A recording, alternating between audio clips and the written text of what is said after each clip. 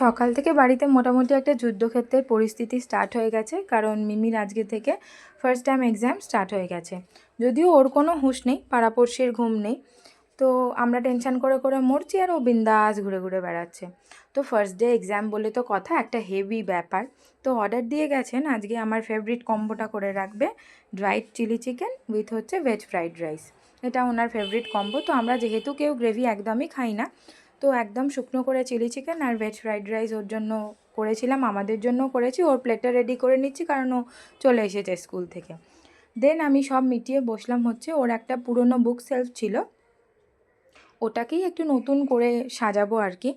আর বেশি কিছু না, সানমাইকারটা একটু চেঞ্জেস করা হয়েছে, সেই কারণে একটু নতুনের মতো লাগছে।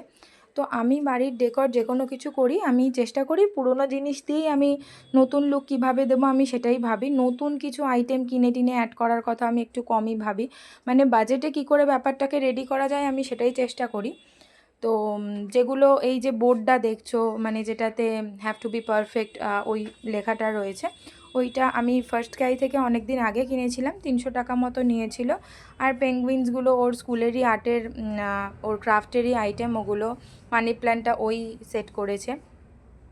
মিকি মাউসের এই এটায় বোলটায় ওর অ্যাক্সেসারিজ রয়েছে, হেয়ার অ্যাক্সেসারিজ রয়েছে। আর এই আর্টিফিশিয়াল ফ্লাওয়ারটা শুধু আমি এখানে অ্যাড করেছি। যে প্লান্টারটা রেখেছি সেটাও হচ্ছে ওর পুরনো একটা ওয়াটার বটল, যেটার ক্যাপ ভেঙে গেছিলো, ওটা আমি অ্যাজ আ প্লান্টার এখানে সেট করেছি। আর you don't have to be perfect to be amazing, এই বোর্ডটা আমি তো বললামই ফার্স্ট ক্রাই থেকে আমি নিয়েছিলাম।